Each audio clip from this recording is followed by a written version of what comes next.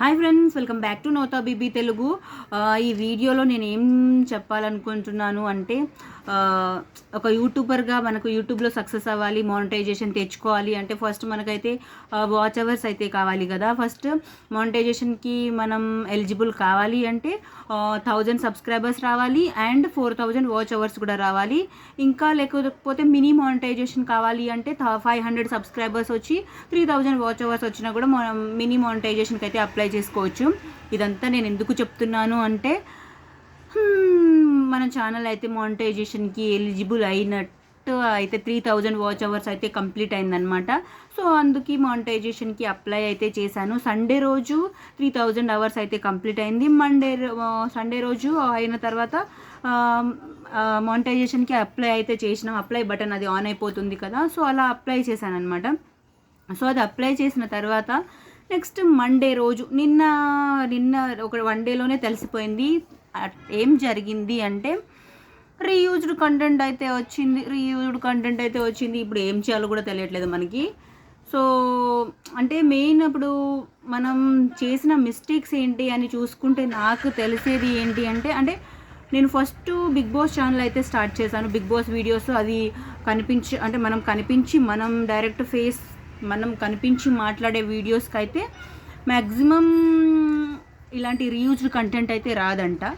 కనిపించకుండా వేరే ఫొటోస్ లాంటివి ఏమైనా డౌన్లోడ్ చేసి పెట్టేసి అండ్ ఇప్పుడు టీవీలో కానీ స్క్రీన్ షాట్స్ ఇప్పుడు యూట్యూబ్లో నుంచి తీసుకున్న, ఎక్కడి నుంచి వేరే సోషల్ మీడియా యాప్స్ ఎక్కడి నుంచి తీసుకున్నా వాటన్నింటికి అవి మనం పెట్టి మన ఓన్ వాయిస్ ఇచ్చిన సాంగ్స్ పాడిన అన్నింటికి copy rights and reused content అయితే వస్తుంది అని అయితే ఇప్పుడు మనకు తెలిసిందనమాట.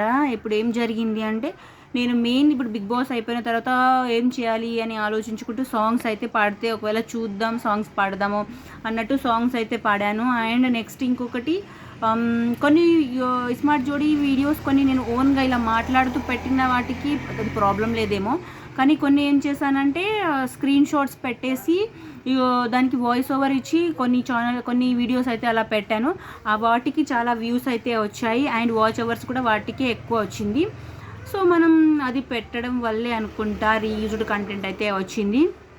ఇప్పుడు మనం ఎంత కష్టపడి పెట్టామో అన్ని వీడియోలు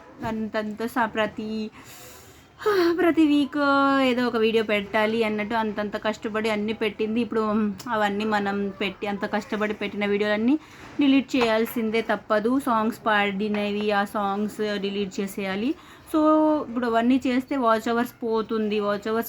అంటే ఇప్పుడు మనం ప్రతి ఒక్క యూట్యూబర్ ఫస్ట్ మనం యూట్యూబ్లో వీడియోస్ పెడుతున్నామంటే ఎంతో కొంత ఎర్న్ చేయడానికే, యూట్యూబ్లో మానిటైజేషన్ తెచ్చుకోవడానికే కదా అన్నీ చేసేది. సో ఫైనల్గా అయితే మానిటైజేషన్కి ఎలిజిబుల్ అవ్వాలి అంటే మన ఓన్ కంటెంట్ అయి ఉండాలి. అంటే మనం రివ్యూస్ ఇచ్చుకోవచ్చు, మన ఓన్గా మనం వాయిస్ మాట్లాడుతూ కనిపించి పెడితే ప్రాబ్లం ఉండదేమో మేబీ.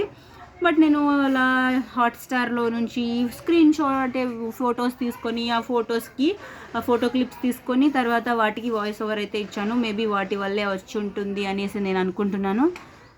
సో ఇదన్నమాట.